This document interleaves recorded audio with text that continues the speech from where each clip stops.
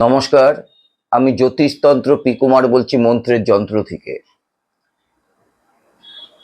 আমি আপনাদের কাছে আসলাম একটা গুরুত্বপূর্ণ অধ্যায় নিয়ে, যে আর্থিক সংকট। বর্তমান যুগে আর্থিক সংকট কিন্তু লেগে আছে। যেই আর্থিক সংকট আমাদের জীবনে প্রত্যেকটা মুহূর্তে চলার পথে ভীষণভাবে কিন্তু প্রয়োজন পড়ে। কিন্তু এই আর্থিক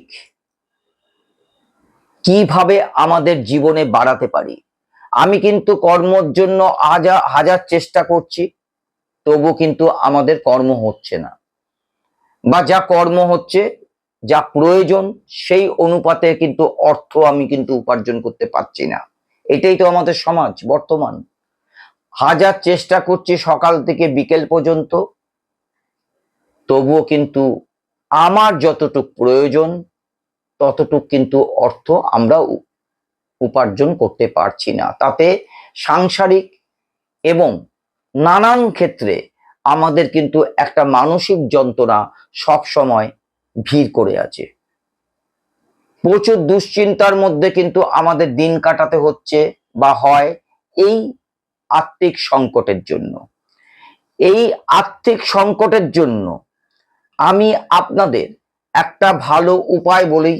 এই উপায়টা যদি আপনার ইষ্ট দেবতাকে ডেকে আপনি যদি এই কাজটা করতে পারেন, তাহলে আমি আপনাদের হলফ করে বলতে পারি, আপনার জীবনে আর্থিক সংকট আস্তে আস্তে কিন্তু মিটে যাবে। যদি মনে করেন, বর্তমান যুগে কিন্তু মানুষ খুব ব্যস্ত, বর্তমান যুগে মানুষ খুব চঞ্চল, আর বর্তমান যুগে মানুষ এখনই করব আর এখনই তার রিটার্ন পাবো, এই একটা মানসিকতা কিন্তু আমাদের মধ্যে আছে। এই মানসিকতাটাকে কিন্তু দূর করতে হবে। তার কারণ একটাই, জীবনে সবকিছু কিন্তু তাড়াতাড়ি পাওয়া যায় না। আর জীবনে যদি কোনো কিছু তাড়াতাড়ি কারোর জীবনে চলে আসে, সেটা কিন্তু বেশি দিন থাকবেও না, স্টে করবে না। তাই জীবনে যদি কিছু পেতে হয়, তাহলে কিন্তু ধৈর্য ধরে এগোতে হবে, এবং ধৈর্য ধরে পেতে হবে, এবং ধৈর্য ধরে তাকে রক্ষণাবেক্ষণ করতে হবে। ঠিক সেই কারণে এই আর্থিক সংকটের হাত থেকে বাঁচবার জন্য আমি একটা সুন্দর কাজ আপনাদের কাছে নিয়ে আসলাম। সেটা যদি আপনারা করতে পারেন, তাহলে কিন্তু আপনারা ভীষণভাবে উপকৃত হবেন। প্রথম যে কাজটা করতে হবে, সেটা হচ্ছে আপনার ইষ্ট দেবতা, কালী, দুর্গা, শিব, আমি জানি না কে আপনার কোন রূপটাকে আপনি ভালোবাসেন, সেই রূপটার আপনাকে ডাকতে হবে।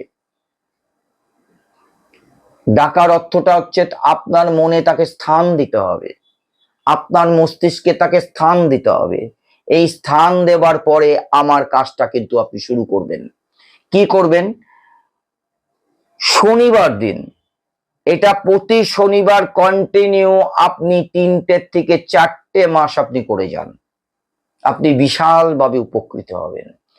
আপনার যে প্রত্যেক শনিবার সকালবেলা স্নান করে আপনি বটবৃক্ষের কাছে গিয়ে তাকে ধূপ ধুনা দিয়ে তাকে আপনি পুজো করুন, এবং পুজো করার পর তাকে তো কিছু খেতে দিতে হবে। আমরা যখন কোনো দেবতার পূজা করি, তাতে মিষ্টান্ন থেকে আরম্ভ করে অনেক কিছু খাবার আমরা সেই দেবতার উদ্দেশ্যে আমরা কিন্তু দিয়ে থাকি। ঠিক সেই ক্ষেত্রে চিনি এবং গুড় মিশ্রিত 1 গ্লাস জল, এটা আপনি পুজো দিন।